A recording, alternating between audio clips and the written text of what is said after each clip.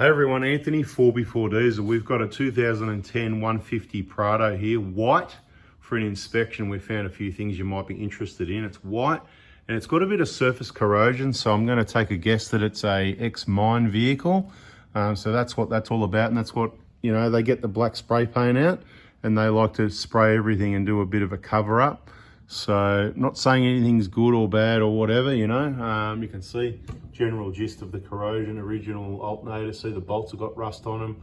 So this will probably be a good video for you to learn to pick out a mine vehicle, because sometimes they're to be avoided. So it's not the end of the world. They're still Toyotas. They're great vehicles still, but some people want to avoid it and some can be worse than others. We've certainly seen worse than this.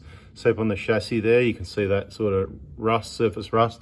That's not a Toyota thing, that's the environment. It's been in a harsh environment for some of the time. So we're just gonna go through a few things.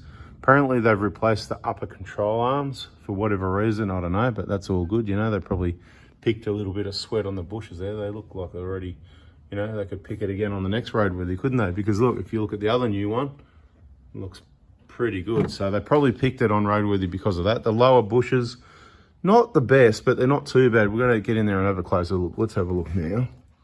You can see that split starting on the right side of the picture, sort of right, I'll get in the middle of the picture right there. Follow that downwards, but it's not too bad. So, and I'm looking for a split on the other side, on the left side, middle of the picture now. I'm not really actually seeing anything there. They are hard to see sometimes though. And this one doesn't look too bad either. So the good news is it doesn't need lower. Is that a split starting on the right? Anyway, so we've got to keep an eye on these things. They'll certainly get worse and more obvious. Things to keep an eye on. These front ones often get twisted up a lot. But you can see that one, it's a bit of normal cracking. I can't see anything too bad at that one. I think the worst one was this one, but it's again not too bad. So we're not worrying about lower control arms or bushes on this one at the moment. You can see it's got some white pedals or something, suspension in there. Made KYB, made in Japan. There you go, KYB, even better. I like KYB, so that's good. Right, so the KYB stuff, you can see they've used some heavy duty DIY at home spring compressors most likely, and done all the scratching of the paintwork on the fronts there. That's what that's all about. Doesn't matter, the spring will still work. It's just, you know, what it looks like. The link pins here that go from the sway bar to the steering knuckle, all in pretty good condition. I don't see any holes in the boots, that sort of thing.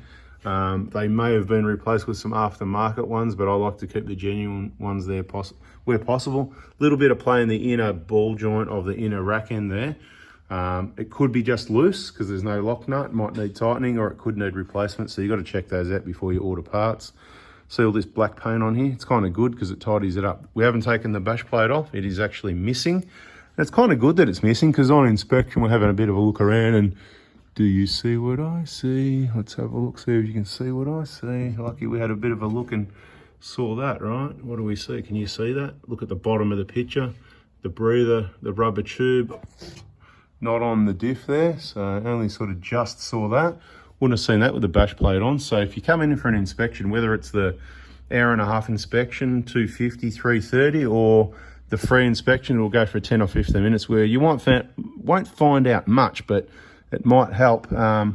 Maybe take your bash plates off, right? So you got 8 bolts. See these 12mm bolts there? 1, 2, 3, 4, and the other 4, well, they're already out because the bash plate's gone. So it helps see stuff, but we don't take it off as part of the inspection. Obviously, we're limited on time, and we can only do what we can do. We've got a few things to check and discuss, answer your questions, that sort of thing. There's no oil on the engine, so that's good. A lot of surface corrosion on these clamps. I'm not worried about that. It's just what it looks like, letting us know that. So look, why are we even talking about it? Because it's just what it looks like, really. It's generally not going to cause too many problems till we come to working on the vehicle. Now, there's an aftermarket bolt here in the starter motor, so that sort of tells us maybe the starter motor's been out for some reason. More evidence of an ex-mine vehicle because there's another aftermarket bolt up here. Because they have these isolators they install, which may have been removed. I don't know what's going on because the cover's not on here either. Whatever, there's a few things like that that tell us something's going on. There's a bit of oil here, which everybody knows is really unusual for a 1KD. They don't leak oil. It's just that plug there that's not leaking on this one at 14 years, but some cars they leak, so keep an eye on that one. That's the only oil leak you'll get unless you're letting the wrong people work on your vehicle, you know, the usual story. I can see an exhaust leak here. It's black on the bell housing, so maybe someone's had that off, or it needs some work because that's black there. That's definitely blowing some heat out, and heat on the bell housing there. It's probably not gonna, you know, cause too many problems, but it's not gonna really be wanted either. So we're gonna need to look into that exhaust leak there. Not ideal. Turbo looks good. There's no oil underneath it. It's all working fine. Some other aftermarket bolts we've seen around the place as well.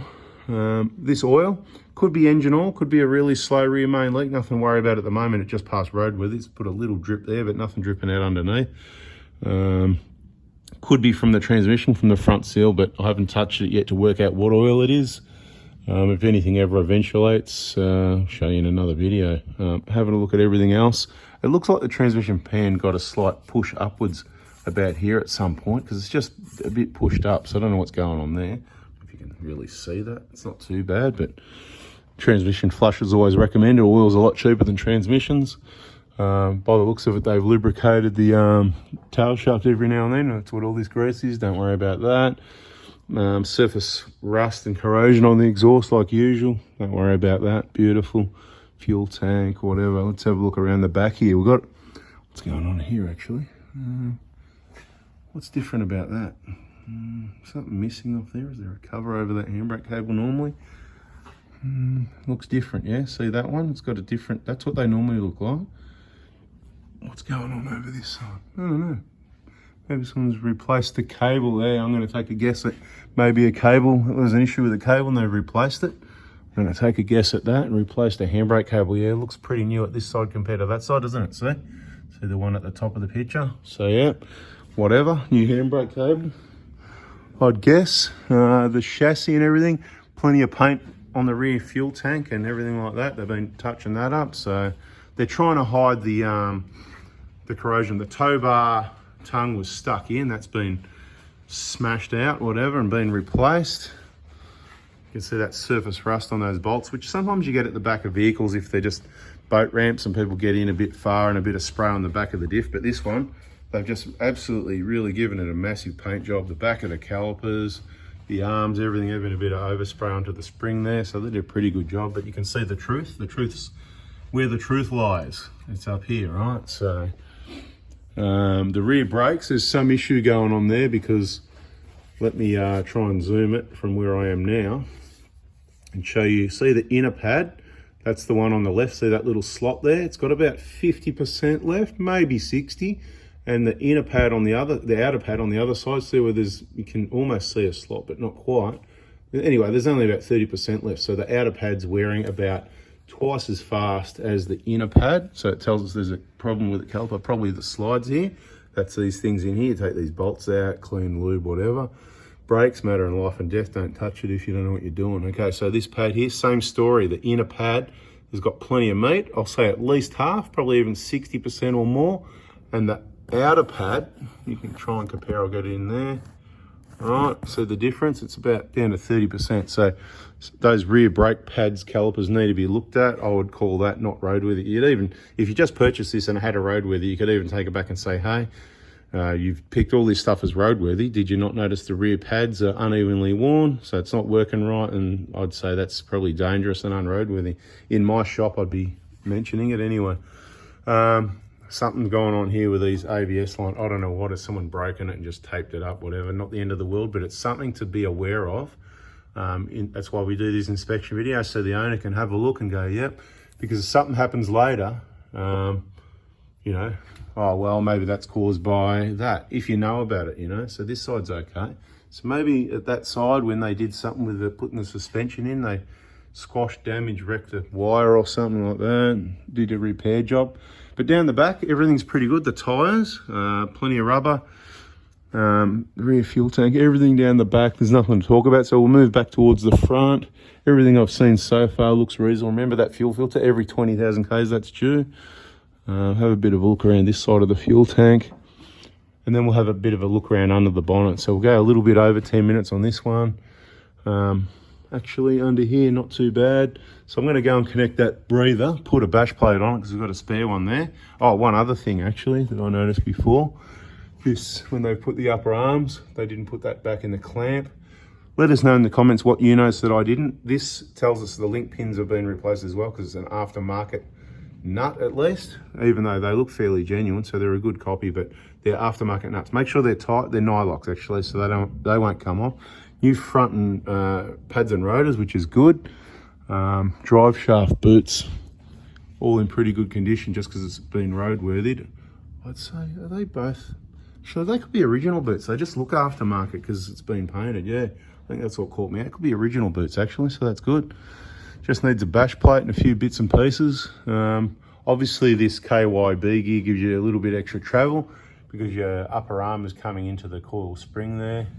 You've got to be careful of that. Not a big deal, to be honest. Some people worry about that. The plastic thing here missing, we've been talking about recently. You don't need those, don't worry about it. Just allows for better inspection, easier repairs. No mud, dirt, debris or anything's going to go in there, simply because everything goes here. Even when you turn full lock, all your mud and everything goes here. We've been testing that on our vehicles and monitoring on trips, on tracks, you know, on our other YouTube channel, 4x4 Adventures, where all the mud goes, so you don't need to worry about those. Probably missing around this side as well. Yeah, beautiful. Not there either. Yep, all 4 of them gone. Beautiful, good for inspection. This bit of steel's missing. Bracket from here to there. Beware of that because the wind will blow this back, and probably what's already happened maybe could hit the tire, that sort of thing. So it's a bit of zip ties of your friends. You drill a little hole here and here and just put a zip cable tie there and get rid of this bit of steel, and maybe just trim a little bit more off so that it's not getting caught flapping around. Things like that. All right, let's get this done and have a look under the bonnet quickly. So if you're around Altona, just watch it where you take your car to, because look, this clamp's not in. Let me get that light happening. That's better. This clamp's not in, and I was trying to maneuver it from down there, but when you look up here, you can see the whole thing, it's just not in right. So, you know, we'll just fix that up while we're at it before it gets broken, hey? Oh, that's better. See, back just in the original position where it was. Bada bing, bada boom. All right, so we'll just have a quick chat about the things under the bonnet that I'm not a fan of, nothing in particular. 2010, 200,000 Ks, you know, they're not full DLC injectors, so I'd be replacing them without even looking at the diagnostic. Not urgent thing, you know, I'm sure it runs all right. Just looking at that wiring up there, that number 3 injector, why the tape's coming off there, and the loom up there, what's going on there, if someone messed around with it. Anyway, just noticing things. Okay, this coolant, does that look nice, bright, how it should look? This is a 2008, that looks better, doesn't it? Put in the comments, what do you reckon? What do you want yours to look like? Anyway, someone's put a radiator in it at some stage. You can probably take a guess why. You know, it's got aftermarket hoses and the old Ford Holden worm clamps. So that's all right. It's had a radiator. They've broken the top of the fan shroud off. Again, not a big deal. But that coolant, I don't like the look of it. I don't know what's in there. A mix of the old red coolant, the aftermarket red, purple, a bit of green, a bit of who knows what. It just looked yucky. So I want to drain it, flush it all out and get some nice genuine coolant in there so it's looking good. Then at least we know what's in there, and be changing it at least every 2 years once it's cleaned, because it's an older vehicle now, 14 years old. Brake fluid a bit over full, needs to be done every 40,000 K service, every 40,000 or every 2 years, whatever comes first. Under here, bit of surface corrosion. These bolts, they look like aftermarket for some reason, but they don't look like they've really been touched, but they don't look like the ones that I've seen lately. So I don't know what's going on there if the early ones had those bolts. So if you've got a 2010 and you're on our Oz Protocrew Facebook group, start a post and put a photo of these bolts there and say, I did it because Anth asked me to. Anybody else got some? And everyone put your photo up on your 150 Prado on the engine there, on that pipe that goes from the turbo to the intercooler, just to show us a photo of those bolts, just like that one. I just took a photo and I'll post it first if I get around to it. Oz Protocrew if you're in Australia. What else under here? Of course that was on backwards, so we spun that around. The surface rust everywhere. Make sure this aircon pipe is clipped in back here if there's a dual battery, so it's not rubbing, or it'll cost you $1,000 or $2,000, you know. So other than a coolant change, looks pretty good. Timing belt's been done. It's got a Daco in there, so possibility of after the injectors and E-jar clean. And just recently, good for people hanging around in this video actually, we've got someone that can do the switch off the E-jar and it's up to you, it's optional. But what I was actually thinking is 100%, a lot of people have been doing it for many years, so 100% clean is probably better than a 7mm plate. The 7mm is good, it's cheap, it works, it's good enough, absolutely, so you don't have to do it. But if you're interested, there's a couple of reasons for it. It's 100% clean, switch it off. But the other thing is, as they get older, these E-jar coolers, there's been a couple of them, we're talking 2 out of, what, 1 million, but it's more common on the 1GD, so watch out for that, E-jar cooler. But on the 1KD, as they get older, if they do perforate it all inside and the coolant can get to the intake, that could be damage to your engine, or you could just lose all your coolant and cook it like one of the other guys did. If your E-jar valve's shut at 0% all the time, then it can't let anything from the E-jar cooler into your intake. So if you're around Melbourne, if you're around Victoria and you want to, you know, be part of the trials, just shoot me a text message. And if you're an existing VIP customer, and we'll get you sorted out. We'll put a post in the VIP group soon. Probably a good idea to avoid that situation, you know, because you never know when it's going to happen as they get older, 10, 15, 20 years. All right, what else? You can see the usual corrosion. We've got some auto electrical stuff just hanging around, which obviously isn't satisfactory. Some diff breathers there that the front diff breather's not even connected. Still got to have a look at that. Make sure your battery is secure, battery terminals are good. This cover, make your modifications on your wiring so that your positive cover can sit on there and stay on there. But overall up here, it probably just needs more than anything that coolant, a clean up, a set of injectors, clean the E-jar, probably not the intake, but you know, optional. Get it a big freshen up because it's 14 years old, but I'm sure it's running pretty well as it is, so it's not urgent. You don't have to do it right now, but of course, you know, if it's not a chips, it's not a tune, it's not a remap, the biggest contributor to the cracked piston situation is old flogged injectors. And there could be a few complications with this job. You never know. When you start seeing corrosion on nuts and bolts like that, that one will come off all right. But once you get down deeper, it's actually looking pretty good down there. It's not too bad. Anyway, that's the video. Subscribe, turn the bell on. We'll catch you on the next one. Hit the like button. Bada bing, bada boom. Catch you on the next one.